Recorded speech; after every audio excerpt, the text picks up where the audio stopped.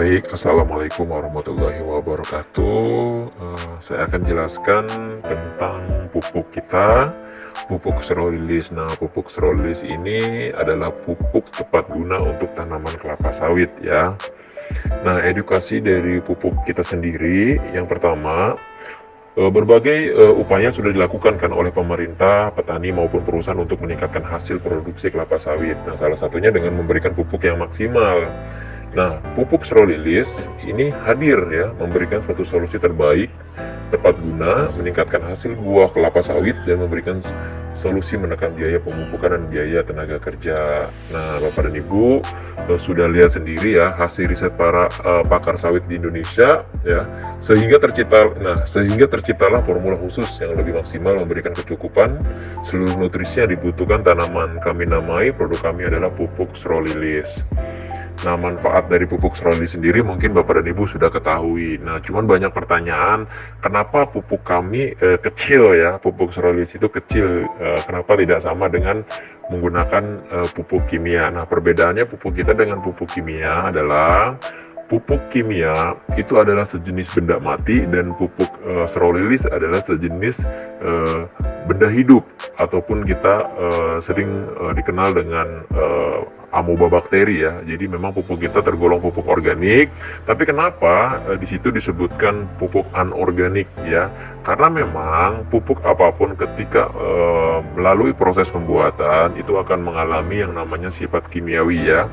Nah, beda halnya dengan pupuk kimia. Memang pupuk kimia sudah dicantumkan kalau memang itu adalah pupuk kimia gitu, karena memang dosisnya sangat tinggi gitu ya.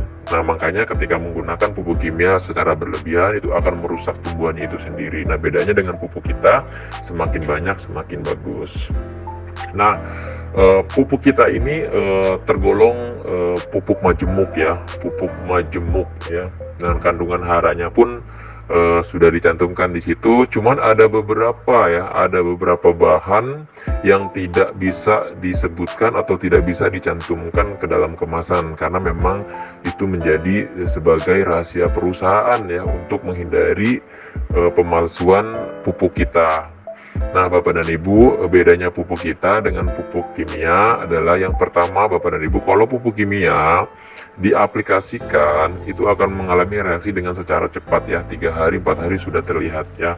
Tapi ketika sudah proses 15 hari zat itu sudah mulai habis, artinya Bapak dan Ibu harus siap-siap mulai memupuk kembali gitu ya, karena memang nutrisi yang ada di dalam pupuk itu sudah habis gitu ya.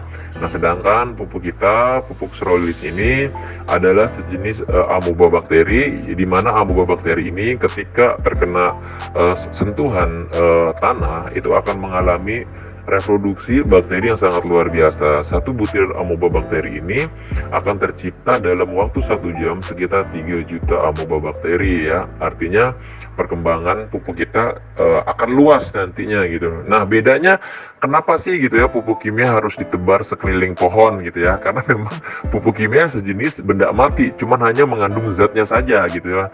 Nah, sedangkan pupuk kita meskipun ditanam 1 kali ya, ataupun dalam 1 lubang, nggak mesti sekeliling, pupuk kita bisa menyebar dengan sendirinya karena pupuk kita hidup ya, bakteri gitu ya. Nah, jadi bedanya kalau memang pupuk kimia harus tepat akarnya, sedangkan pupuk kita memang pupuk kita yang mencari akar. Nah, bedanya seperti itu. Tapi nanti kita kembalikan di pembuktian.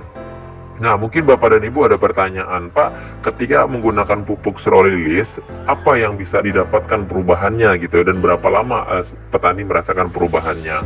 Nah, kalau untuk pupuk kimia sendiri, biasanya ketika mengalami pemupukan ataupun melalui proses pemupukan, biasanya di 4 bulan 5 bulan pupuk kimia akan merasakan perubahannya. Pertama di daun ya, di daun itu menghijau gitu kan. Tapi untuk pemupukan yang kedua, baru mereka akan merasakan hasilnya, buahnya gitu ya. Gitu. Nah, bedanya pupuk kita adalah pupuk kita ini ketika Bapak dan Ibu menggunakan pupuk kita, yang akan dirasakan di 35 hari saja. Yang biasa Ibu rasakan, Bapak rasakan menggunakan pupuk kimia di 4 bulan 5 bulan, kita cukup di 35 hari. Yang Bapak Ibu rasakan adalah pohon sawit itu pelepahnya akan pepleh ya, dimana pepleh ini proses proses di mana ini mempersiapkan agar si calon buah tidak terjepit. Itu yang pertama. Dan yang kedua, itu akan bermunculan daun baru ataupun pucuk baru menggantikan daun-daun yang sudah menguning ataupun yang sudah kering. Itu di umur 35 hari. Nah, untuk pembuahannya sendiri, Bapak Ibu bisa rasakan di 5 bulan ke 6 bulan ya.